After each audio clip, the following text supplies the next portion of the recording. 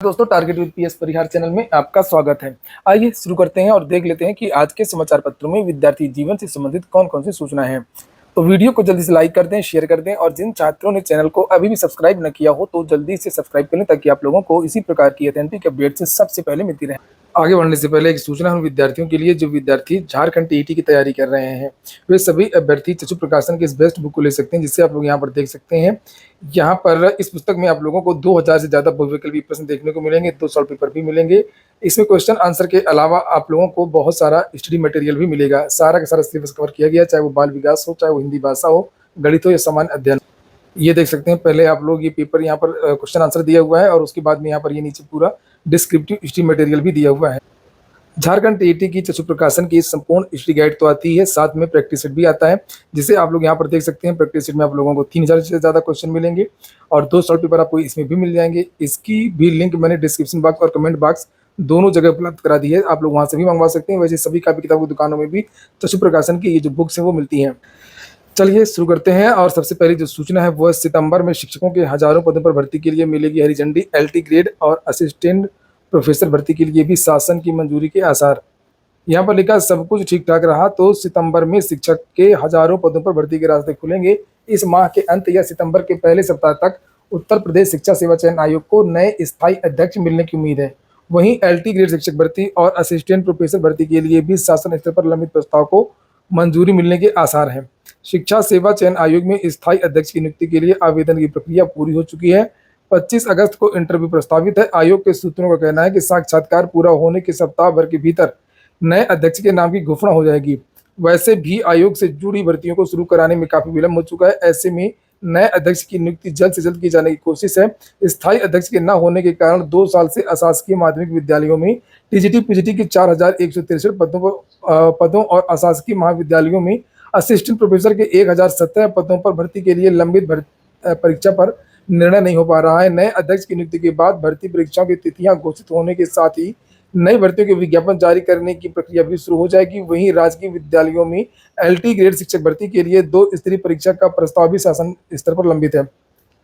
तो अभी इसमें एक बदलाव होना है एलटी में, प्री और मेंस की तरह। उसका जो प्रस्ताव है वो वाली चीज लिखी है, इसको लेकर के मामला रुका है, अर्ता वाला मामला नहीं है। यह भर्ती अभी तक एकल परीक्षा के माध्यम से होती रही है। नए प्रस्ताव के तहत पहली बार यह भर्ती प्रारंभिक और मुख्य परीक्षा के माध्यम से होगी। उत्तर प्रदेश लोक सेवा आयोग को शासन स्तर से प्रस्ताव मंजूर होने के इंतजार है ताकि एलटी ग्रेड शिक्षक के 6000 से अधिक पदों के लिए विज्ञापन जारी हो सके। आयोग के सूत्रों का कहना है कि शासन से पत्राचार किया जा रहा है और जल्द ही प्रस्ताव को मंजूरी मिल जाएगी। इसके अलावा उत्तर प्रदेश लोक सेवा आयोग के पास राजकीय महाविद्यालयों में असिस्टेंट प्रोफेसर के 384 पदों पर भर्ती के लिए दिया जन पड़ा। इस भर्ती की प्रस्तावित स्क्रीनिंग परीक्षा नियमावली को भी शासन से मंजूरी मिलने का इंतजार है। आयोग के सूत्रों का कहना है कि सितंबर में शासन से हरी झंडी मिलने की उम्मीद है और इसके बाद ही भर्ती का जो विज्ञापन है वो जारी होगा। बात हो गई टीजीटी पीजीटी की, लेकिन आज विद्यार्थियों ने प्राथमिक शिक्षक भर्ती के लिए भी एक ट्विटर अभियान रखा है। रिलीज यूपीपीआरटी वैकेंसी, ये आज का हैशटैग है। और जल्द ही विद्यार्थी लखनऊ में एक बड़ा धरना प्रदर्शन भी करने वाले हैं। चूंकि अब नया आयोग सक्रिय होने वाला है, चेयरमैन नए आयोग में आने वाले हैं, भर्ती की प्रक्रिया शुरू होंगी और इसीलिए विद्यार्थी दबाव बना रहे हैं कि जो भी परीक्षा कैलेंडर अगर जारी होता है तो उसमें प्राथमिक शिक्षक भर्ती का भी उल्लेख रहे।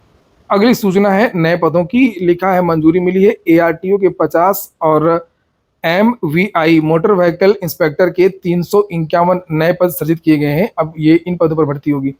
अब असल में जितने भी जिले हैं उन जिलों में 2 प्रकार के एआरटी होंगे। एक एआरटीओ प्रशासन जो रजिस्ट्रेशन वाहनों के और अन्य कार्य देखेंगे, ड्राइविंग लाइसेंस वगैरह बहुत सारे जो काम होते हैं, और दूसरा रहेगा एआरटीओ सेफ्टी जो रोड सेफ्टी का काम देखेगा और वाहनों की चेकिंग करेगा, वाहनों पर कार्रवाई करेगा, वाहन की उम्र कितनी है, क्या चीजें हैं। और लिखा है कि मुख्यमंत्री योगी आदित्यनाथ के निर्देश पर वित्त विभाग ने शनिवार को एआरटीओ सड़क सुरक्षा और मोटर व्हीकल इंस्पेक्टर, ये नए पद हैं, के पदों को मंजूरी दे दी है। प्रथम चरण में वित्त विभाग ने एआरटीओ सड़क सुरक्षा के 50 और एमवीआई के 351 पदों को मंजूरी दी है। पदों की मंजूरी के लिए अपर मुख्य सचिव परिवहन एल वेंकटेश्वर लू और परिवहन आयुक्त चंद्रभूषण सिंह की उपस्थिति में सड़क सुरक्षा के प्रभारी पुष्पसेन सत्यार्थी ने वित्त विभाग के अपर मुख्य सचिव दीपक कुमार के समक्ष विभागीय प्रस्तुतिकरण दिया। प्रदेश के परिवहन राज्य मंत्री दयाशंकर सिंह ने इसे विभाग की महत्वपूर्ण उपलब्धि बताते हुए मुख्यमंत्री के प्रति आभार जताया है। सड़क सुरक्षा के महत्व को देखते हुए परिवहन विभाग अगले चरण में शेष जिलों में भी एआरटीओ सड़क सुरक्षा की नियुक्ति करेगा। तो अभी ये 50 जिलों में रहेगा, उसके बाद में और जो 25 जिले शेष हैं उन पर भी नियुक्तियां होंगी। नीचे लेखा विभाग का प्रस्तुतिकरण देखने के बाद मुख्यमंत्री ने सड़क दुर्घटनाओं में कमी लाने के उद्देश्य से सभी 75 जिलों में एआरटीओ सड़क सुरक्षा का पद सृजित करने का प्रस्ताव तैयार करने का निर्देश दिया। ये जो नया पद है वो काम क्या करेगा, देखिए लिखा है जिले के हर आरटीओ कार्यालय में एक एआरटीओ प्रशासन और एआरटीओ प्रवर्तन के अलावा एक एआरटीओ रोड सेफ्टी भी तैनात रहेगा। तो ये 3 तरीके के आरटीओ हो गए। इसका काम सड़क हादसों को रोकने के लिए प्लान बनाना, उनकी मॉनिटरिंग करना, लापरवाही पाए जाने पर कार्रवाई करना होगा। सड़क पर उतर करके एआरटीओ रोड सेफ्टी चेकिंग अभियान चलाएंगे। सड़क सुरक्षा समिति की बैठक में यही अधिकारी हिस्सा लेंगे। जिलों में पहले से ही एआरटीओ प्रवर्तन और एआरटीओ प्रवर्तन के साथ में पीटीओ के दल भी तैनात रहेंगे। वह लगातार अभियान चलाएंगे। एआरटीओ रोड सेफ्टी को एआरटीओ प्रशासन और एआरटीओ प्रवर्तन की तरह ही सभी सुविधाएं उपलब्ध रहेंगी। पदों की जरूरत को महसूस करते हुए परिवहन विभाग की तरफ से ये चीजें की गई।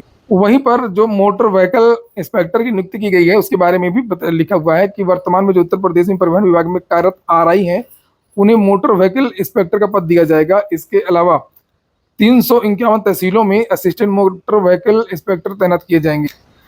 अगली जो सूचना है वो 69,000 शिक्षक भर्ती की है। जो चीजें आपको बताई गई थी वही चीजें होती दिख रही हैं। लिखा 69,000 शिक्षक भर्ती से जुड़ा मामला पहुंचा सुप्रीम कोर्ट। अचयनित जनरल अभ्यर्थियों की तरफ से याचिका दाखिल कर दी गई है। विनय पांडे के द्वारा याचिका दाखिल की गई है। आरक्षित वर्ग के भर्तियों का सही साबित हुआ और अधिकारियों की हिलावाली से मामला फंसता नजर आ रहा है। इसीलिए जो 68 वाली सूची है और जो भी विद्यार्थी हैं वो विद्यार्थी सरकार पर दबाव बना रहे हैं कि जल्द से जल्द सरकार सूची जारी कर दे ताकि सुप्रीम कोर्ट से किसी तरीके का रोक न लगे हाईकोर्ट के डबल बेंच के ऑर्डर में। इसी बात का शक था और जो विद्यार्थी थे और ओबीसी के विद्यार्थी और वो विद्यार्थी उन विद्यार्थियों ने सुप्रीम कोर्ट में कैविएट भी दाखिल किया था। आप लोगों ने वीडियो को लाइक तो किया नहीं होगा, बिना कहे आप लोग कुछ करते नहीं है, इसलिए आप लोग वीडियो को लाइक अवश्य कर दिया करें और जो नए छात्र हो तो चैनल को सब्सक्राइब भी कर लें ताकि आप लोगों को सभी भर्तियों के अपडेट सबसे पहले ऑथेंटिक रूप से मिलते रहें। ये देखिए यहाँ पर लिखा 69,000 शिक्षक भर्ती का मामला यूं तो 4 साल से चर्चा में बना हुआ है, किंतु पिछले लोकसभा चुनाव में जिस तरह ओबीसी आरक्षण का मुद्दा बना आगामी ये सब बातें यहाँ पर लिखी हुई हैं। लेकिन सरकार इसका स्थायी समाधान निकालने में जुटी हुई है कि फिर से कुछ न हो। 69,000 शिक्षक भर्ती मामले में पूर्व में ही 6800 की सूची प्रस्तुत कर एक तरह से विभागीय अधिकारियों ने यह मान लिया था कि इस मामले में कहीं ना कहीं चूक हो गई है और इसके बाद भी इस मुद्दे का समाधान नहीं निकल सका और यही वजह रही कि अभ्यर्थियों के साथ साथ समय समय पर विपक्ष व भाजपा के सहयोगी दल भी इस मुद्दे को उठाते रहे। हाल ही में इलाहाबाद हाईकोर्ट ने शिक्षक भर्ती की पुरानी सभी सूची को रद्द करते हुए नए सिरे से सूची बनाने का आदेश दिया है। तो प्रदेश सरकार इस मुद्दे पर सुप्रीम कोर्ट जाने की जगह स्थायी समाधान करने में जुट गई है ताकि आगे फिर इस भर्ती में ओबीसी आरक्षण का मुद्दा न बन सके। बताया जा रहा है कि जो चयनित विद्यार्थी जिनके बारे में कहा जा रहा था कि निकाल दिया जाएगा, उन विद्यार्थियों के लिए भी सरकार रास्ता निकाल रही है, पद जोड़ करके निकाल रही है। लिखा है कि विभागीय अधिकारी भी छुट्टियों में बैठक कर इसका रास्ता निकालने में जुटे हुए हैं और वहीं पर आरक्षित वर्ग के विद्यार्थी हैं वो लगातार धरना प्रदर्शन कर रहे हैं। कल इन विद्यार्थियों को पुलिस कांस्टेबल भर्ती एग्जाम की वजह से वहां से हटा दिया गया था बेसिक के कार्यालय से और अब ये जो धरना है वो इको गार्डन में चल रहा है। पुलिस कांस्टेबल भर्ती दूसरे दिन 5 साल वर्ष समेत 14 गिरफ्तार हुए। सिपाही भर्ती में 31.78% भर्ती अनुपस्थित रहे। 2 दिनों में 20 गिरफ्तार और लगभग 3 लाख विद्यार्थियों ने परीक्षा छोड़ दी है। यहाँ पर लिखा भी है 9,63,676 विद्यार्थियों को परीक्षा देनी थी। 6,57,443 अभ्यर्थी परीक्षा में शामिल हुए। यह आप देख सकते हैं। कुछ सालवर भी गिरफ्तार हुए हैं। कोई प्रीति यादव अपनी बहन किरण यादव का परीक्षा दे रही थी। यहाँ पर योगेश सारस्वत को जेल भेज दिया गया। उसने कमाई दिखाकर परीक्षा में शामिल होने की कोशिश कर रहा था। ये रोडवेज की तस्वीरें जिन्हें आप देख सकते हैं। ये वीडियो थोड़ी देर में अपलोड करूंगा। मेरी बहुत सारे छात्रों से वार्ता हुई थी कल रेलवे स्टेशन में भी और रोडवेज बस स्टैंड में भी। भर्तियों को लेकर के, रोजगार को लेकर के, सरकार की जो सुविधा थी रोडवेज में किसी कोई समस्या तो नहीं हुई, इसको लेकर के चर्चाएं। ये तस्वीरें आप लोग देख सकते हैं कितनी ज़्यादा कल भीड़ थी। ये विद्यार्थी सब सो रहे थे, ये आप देख सकते हैं।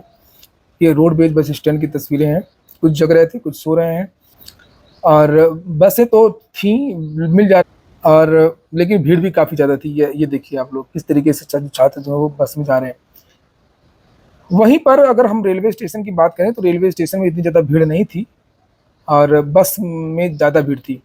ये रेलवे स्टेशन आप देख सकते हैं, प्रयागराज का जंक्शन है रेलवे स्टेशन। ये देखिए यहाँ पर उतनी ज़्यादा भीड़ नहीं है जितना रोडवेज में है और वो ऐसा इसलिए है कि ताकि ये बस निःशुल्क थी।